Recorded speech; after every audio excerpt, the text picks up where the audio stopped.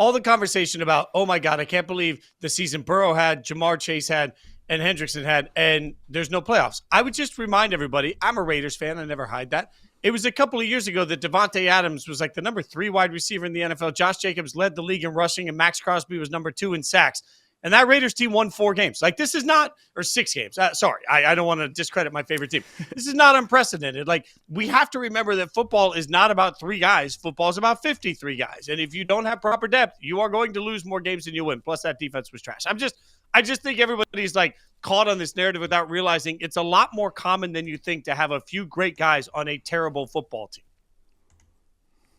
Jason, we've talked about this last year. You know, when the Bengals finished 9-8, we felt the front office maybe took their foot off the gas a bit because, hey, they finished 9-8. They went 5-4 without Joe Burrow. Imagine how good this team's going to be when they get Joe Burrow back. And they weren't super aggressive in the offseason. They added a couple pieces. They had the cap space. They had this, they had plenty of money to go spend last offseason, and they spent some of it. No real aggressive moves. And I don't think anyone was complaining about that because I think me included felt like, yeah, they get Joe Burrow back. I think everything's going to be fine. That obviously wasn't the case. We were discussing and debating on the show last week that, if the Bengals do end up making the playoffs, that could almost be a bad thing because it bails out the front office. They feel like, see, we're not a bad team. We just played bad to start.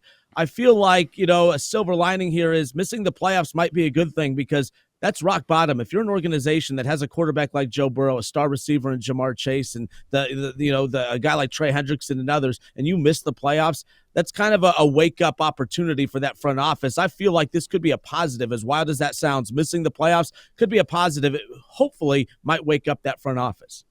Yeah, I think part of this is also, to your point, when you're bad, the worst thing that can happen is you read the wrong thing out of some wins at the end of the year. And this is across the board. And we're seeing a bunch of teams right now say, hey, we're gonna stay the course. We have to remind ourselves that, at some point, bad teams are who they are throughout the course of the season. This September or October issue for the Bengals is not this year. This September issue is every year. So at some point, you got to look internally as an organization and say, what do we do differently? How do we pattern our training camp different? What do we have to do with practices differently? How do we have to impact something so that we win more games at the beginning of the year? And as a front office, I think you're 1,000% right. I had a feel coming into the season that the Bengals believed that all they had to do was just stay the course. T Higgins coming back, that you've got one of the best quarterbacks in the world. You're going to be a great team. And instead, I honestly, I don't want to be too harsh here, but let's be real. This was a wasted season. And the years we've been talking together, brother, like, how many times have I told you, when you have Joe Burrow, you cannot waste Joe Burrow. And that's yet again this year what's happened. We have one of the best quarterbacks in the NFL that's actually capable of beating the Chiefs on any given Sunday, that's actually capable of beating Mahomes. And you didn't even get him the chance. So, yeah, I think you're right. Like, this is that moment where you have to have a tough look in the mirror. Like New Year's, everybody likes to have a tough look in the mirror for New Year's resolutions. The Bengals need to make a New Year's resolution that they are never going to waste a year of Joe Burrow again, no matter what it takes. And if you don't have the people in the building that you can have confidence that can accomplish that, you need different people in the building. We talk about the notorious slow starts for the Bengals every season, and then they get hot, and then they take that momentum into the most important time of the season, which is obviously that December, early January stretch, giving you that momentum, hopefully heading into the postseason. That's not the case this year. Zack Taylor's an interesting character, and I know last time you were on with us, you said he's not the top half of the league. He's not the bottom half of the league. He's right there in the middle as far as how he's perceived as a head coach. But it was interesting. They played the Steelers last week, and this is another season where the Steelers are collapsing down the stretch. Mike Tomlin and the Steelers, especially in recent history, have just been known to have these epic collapses down the stretch after hot starts. The Bengals have these epic slow starts and then these major comebacks, these hot streaks to close out the season, and we've seen them ride them to a Super Bowl, ride it to back-to-back AFC championship games before. I know this sounds wild because if you ask any team who you want out there, you're going to pick Mike Tomlin over Zack Taylor. But when you put it that way, Zack Taylor, I went and looked, he's 18-4 in the month of December since 2021. You look at Mike Tomlin, and he's, 13-12, a game above 500, 5-game losing streak or 4-game losing streak, whatever it is to close out this month. This is a regular occurring pattern for Mike Tomlin-led teams. Zack Taylor-led teams get hot at the right time. Mike Tomlin-led teams seem to lose steam at the worst time. Who would you rather have leading your team when you look at those particular scenarios? It's always going to be Mike Tomlin, but Zack Taylor seems to push the right buttons at the right time when it's all said and done.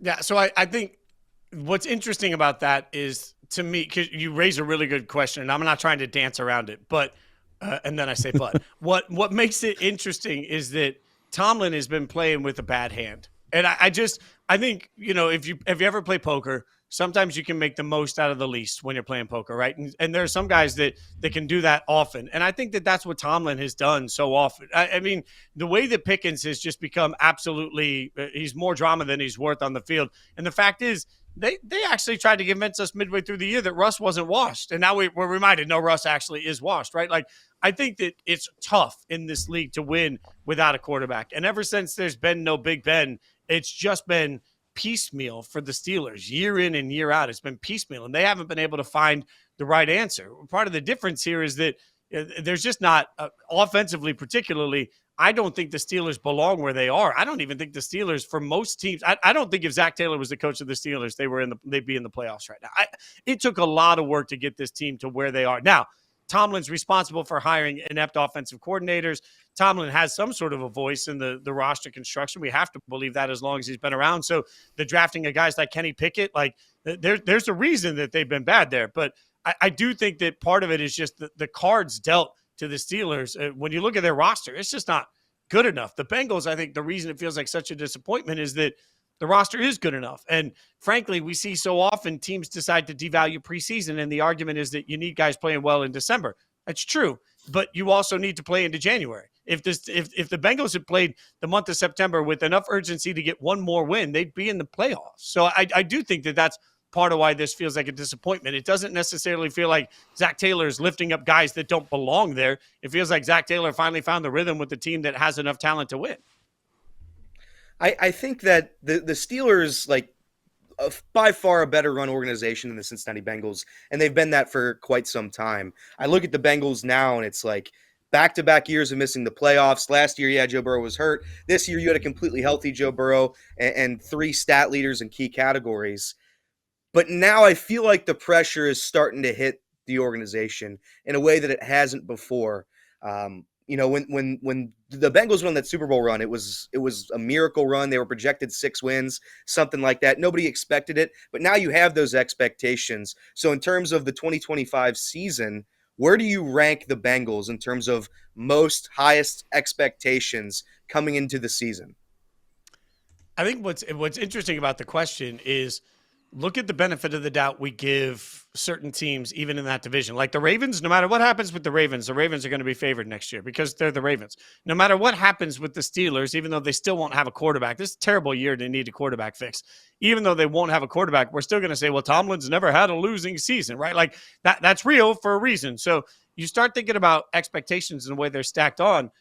I guess the question becomes for Bengals fans, why should anyone believe that next year is going to be different? And that's the frustrating part of it because what we're going to have to do when we go into next season is apply universal benefit of the doubt. So that means every move for all of these teams works out or doesn't work out. You can't apply it to some and not apply it to others. So if you start doing that, you look around and say, okay, well, what teams no longer really deserve that in general? Like the Browns are going to stink and they don't have an answer at quarterback. And this is a terrible year to need a quarterback. So the Browns, I don't have high expectations for next year, even though they have a coach that's been coach of the year twice, right? The Ravens are always going to get the benefit of the doubt because frankly, they've earned it, right? And the Steelers are always going to have a winning season. So where do the Bengals fall in that? Somewhere in the middle.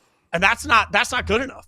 That's the part of this. Like the Bengals told you when they went all in on keeping T Higgins that they believed they were in a Super Bowl window because they didn't get anything back for him. They didn't try and move him. They were like, nope, we're going to run this thing back and it's going to be A-okay. And it wasn't. And so now a new defensive coordinator comes in.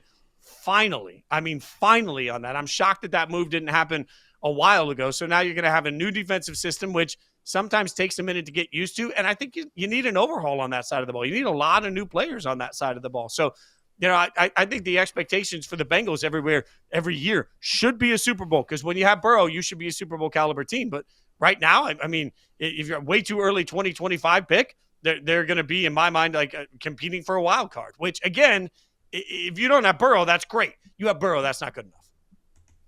I agree with you. And, I go back and forth on addressing the defense, but the offense is still what makes this team hum. And the crazy part is you don't have to have a top 25 or a top 15 defense. Like it has to be better than last. That's where I am when it comes to the offense and making moves this offseason. You mentioned T Higgins. T Higgins is a guy that I think needs to be back. And I don't know if Mike Brown's going to be able to pay that number, but the offense works so well with him here. We've seen what happens with Jermaine Burton. No disrespect, but he's probably at a casino playing slots right now. You have a guy like Yoshi who's okay, but he's not a top 3 pass catcher on this team. Mike Gesicki's the 3rd best pass catcher. T Higgins inevitably will be at least put on the franchise tag next season. Our good friend Mike Florio, I think, put out a report that if the Bengals were to make the playoffs, T shouldn't play. It's too risky. Next year, would T Higgins, in your mind, play on another franchise tag? I don't think he's going to have a choice. I mean, players always say they won't play on it. They don't really have a choice, if we're being real. And this is where next year everybody's going to scream, why don't they get rid of the franchise tag? Players are going to scream that. I will remind everybody, they don't get rid of the franchise tag because it only impacts 32 players a year max. That's the most it can impact. You can't collectively bargain something for thousands of NFL players. There's over 2,000 players in the league. They're not going to vote to give something up as an entire base just to get rid of the franchise tag for 32 players. So the franchise tag's here for a reason. T doesn't really have any power.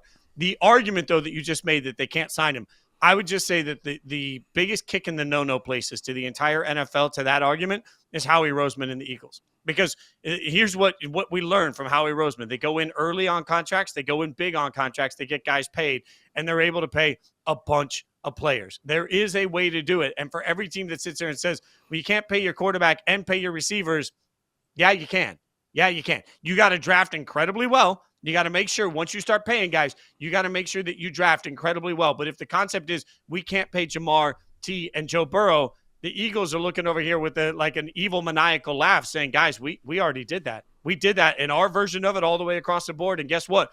We're the number 2 seed in the NFC and projected to be a Super Bowl favorite, right? Like, so if you're the Bengals, find a way to get it done. I know that's oversimplification, but find a way to get it done.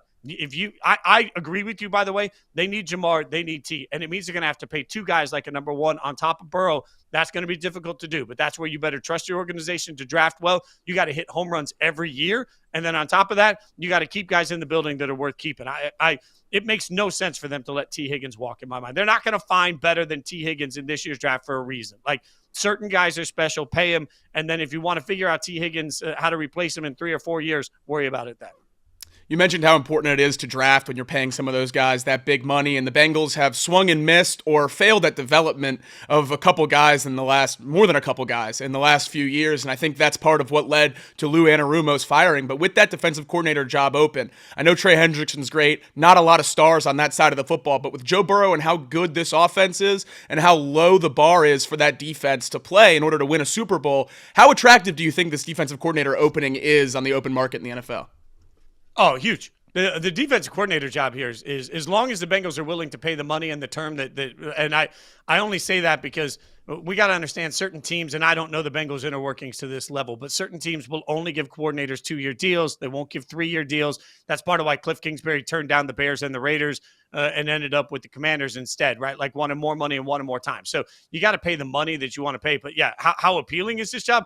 Wildly appealing. And then the other side of it is, because from a defensive coordinator standpoint, you got an offense that's going to save you over and over and over again, and you got one of the best pass rushers in the NFL. So in this year's draft, which has some, there's some depth issues in this year's draft, are they in a situation where they can get some more defensive line help? The first thing I'd be looking at as a defensive coordinator is, okay, if we're throwing the ball as much as we're throwing it, we're scoring the way we're going to score. We know the other team's going to throw a bunch against us. If that's the case, let's make sure that we can absolutely hammer the quarterback every single drop back. And you have one of the biggest pieces in the league to be able to do that. So, yeah, I'm assigning draft assets to the defensive line to help, essentially attack the quarterback, even if that means the back end of my defense is a little bit suspect. And I'm relying on a coordinator that can be clever in schemes to bring blitzes from everywhere. I think it's anytime you have a quarterback in an organization, you are going to win a bunch of football games, and that's how you elevate in the NFL. So, yeah, I think it's wildly appealing. The names I've circled, because I absolutely agree. I think it's incredibly appealing. I want one of the ex-head coaches, Dennis Allen, Robert Saleh, Matt Eberflus, even after how it went poorly in Chicago, but he was a good DC in Indianapolis. Al Golden, the current Notre Dame DC, ex-Bengals linebackers coach, a reunion there could be interesting as well. Are there any sneaky names that fans might be missing to replace Lou Anarumo as the defensive coordinator of this team for next season? I like that Al Golden name a lot, by the way. I think that's a really good. And you look at that Notre Dame defense. look at over the course of the year. Yes, they have the most inexcusable loss in all of college football this year, but look at the way they just attack the football. It's pretty wild to see. Even in the secondary, they close windows so quickly. That Al Golden call is a great one, and I don't think it's the worst. If you get a former head coach, one thing I like a lot about a former head coach coming in is there's a lot of support in that process, right? Like guys that have been there and know they're going to get back there. Somebody like Dennis Allen, a good idea too, because the DA's had 2 jobs. He's not going to get a third. Right. So one thing in my mind, so you're bringing in somebody that's going to be with you for a minute. Continuity, y'all, like look at the two teams right now in the NFL that are absolutely hammering everybody, the Chiefs and the Lions, right? Now, the Lions have been able to keep their coordinators together. We'll see what happens this offseason. That could change drastically. But one thing I think makes the Chiefs absolutely unbeatable is part of the reason you have to beat Kansas City week in and week out is you got to beat the best head coach, the best quarterback, and arguably the best defensive coordinator. And Spags hasn't gotten a sniff from anybody. So, like, look at Minnesota. Minnesota, I don't believe Brian Flores, because of his lawsuit against the NFL, is really going to get any real looks this year. So the Vikings are looking at it saying, we got one of the best head coaches in the league. We got a quarterback that we trust. And, by the way, we've got a defensive coordinator that can absolutely hammer anybody. Like, keeping your coordinators is a big deal. So I love the idea of somebody like DA that's been in a couple spots. He's really good on the defensive side of the ball. Everybody says he's better as a coordinator than a head coach, and he's not going to leave you in a year when things go well. Absolutely. I think the continuity is definitely a big piece. But now shifting gears from the Bengals over to the college football playoff. When you were here last on Off the Bench, you predicted that the first round of the playoff were going to be blowouts across the board, and the favorites were going to take care of business. So first and foremost, kudos to you. Want to give you your props for a correct prediction there. And the second round really followed somewhat of the same formula. A lot of people expected Ohio State and Oregon to be a great game. Ohio State jumped out early and took a big lead. Arizona State clawed back and gave us an overtime thriller, but Texas even controlled that one early. Both favorites moving on. Do you expect these next 2 rounds to give us some college football classics or be a little bit more like the first couple rounds of the playoff? I think we get one classic. Look, let's call it a close game. Okay. Penn State, Notre Dame. Penn State, Notre Dame is not going to be pretty football. It's going to be ugly football, but it is going to be a great game, I think. That's one that I look at and say, okay, Riley Leonard was forced to be one-dimensional in the playoff game against Georgia. I think we kind of expected that, but some of those runs were absolutely key. That's the way Notre Dame runs their offense. Like, they know that they can get rushing yards from their quarterback and their running backs. They'll take the passing yardage they can get when they get it. And Penn State is really, Tyler Warren and what else? I wish for Penn State's sake they had some better weapons on the outside to see more of Drew Aller in this process. But I'm genuinely curious if Penn State goes back to the Big Ten approach and just hammers the football and tries to run, because you can run a little bit on this Notre Dame defense. They've had some depth issues with injuries on the defensive line. I think this game is that's the game where it's 2 teams just knocking the snot out of each other with a low, like, I'm hammering the under on it. This feels like which quarterback makes the mistake first. So I think that's the better game. Ohio State, like, this is wild, y'all. Like, Chip Kelly's changes in this offense since the Michigan game, I think, are wildly important here.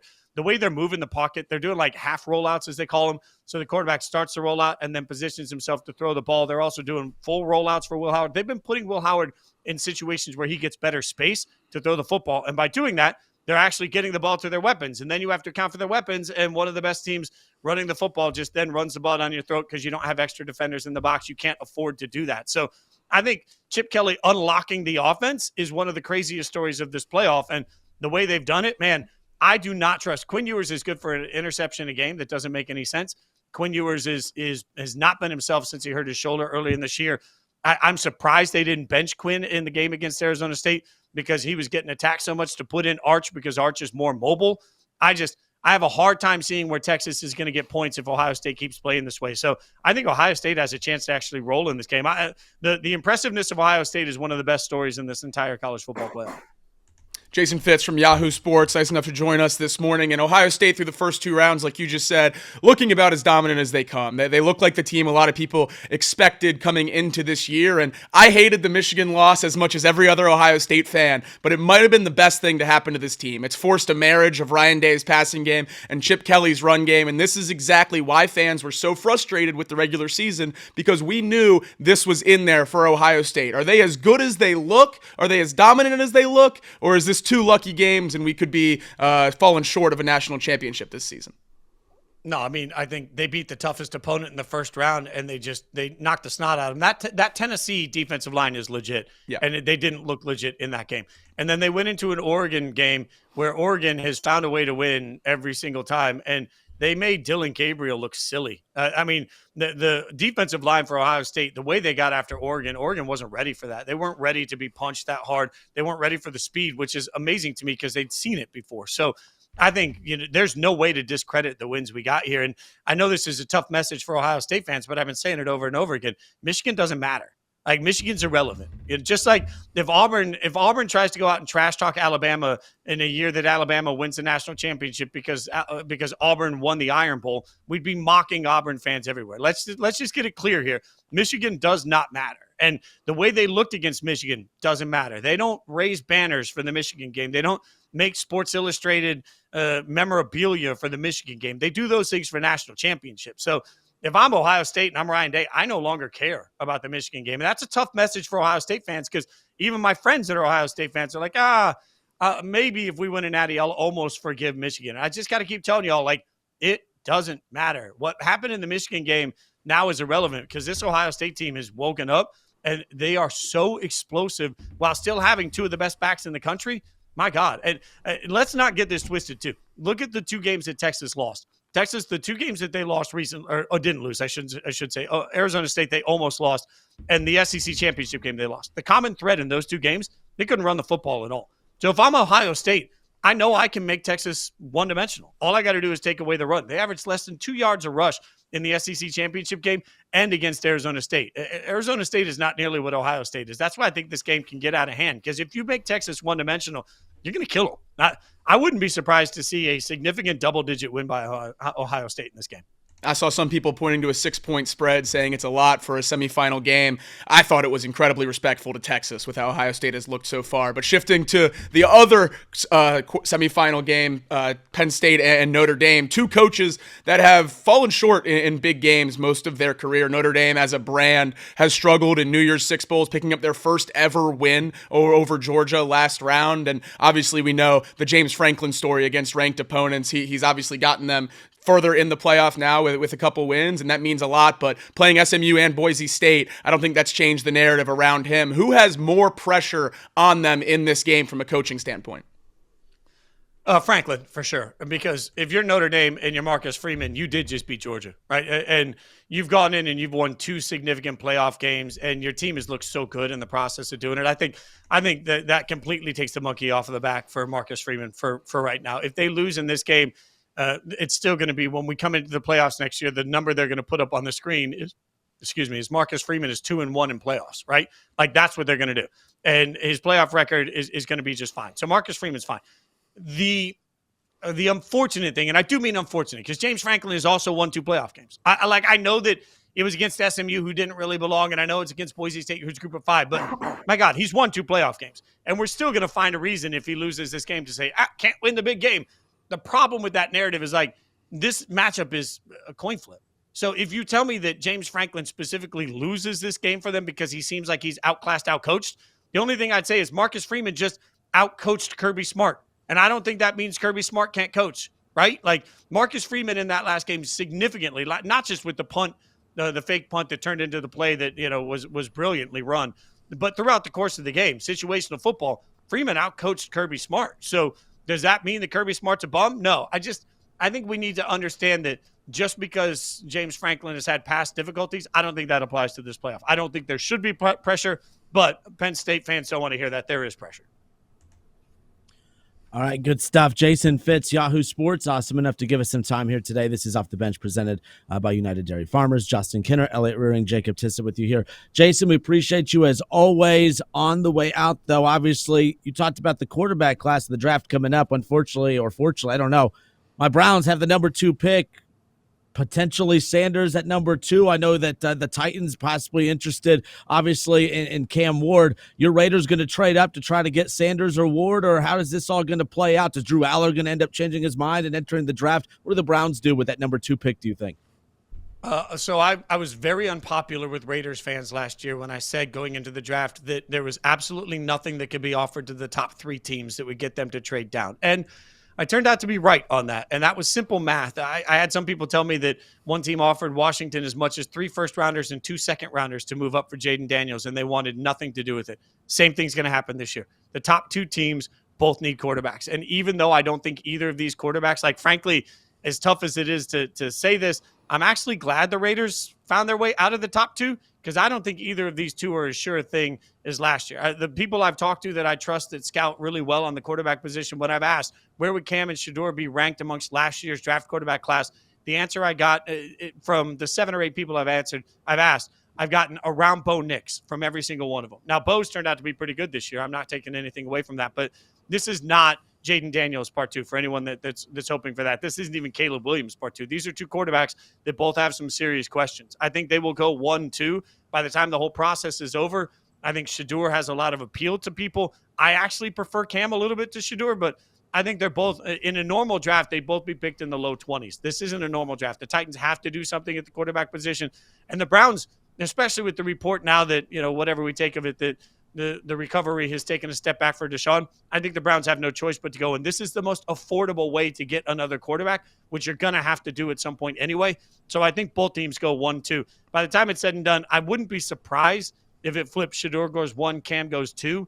But I don't think there's anything that the Raiders or the Jets or anybody else or the Giants are going to be able to offer to move up. So everybody else is going to have to be happy sitting there saying, I will take the best pass rusher, the best.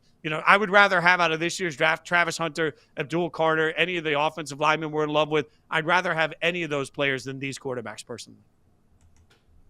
All right, good stuff. Jason Fitz, Yahoo Sports. Jason, you the man, sir. We appreciate you, and we'll talk soon. Thank you. Appreciate you, boys.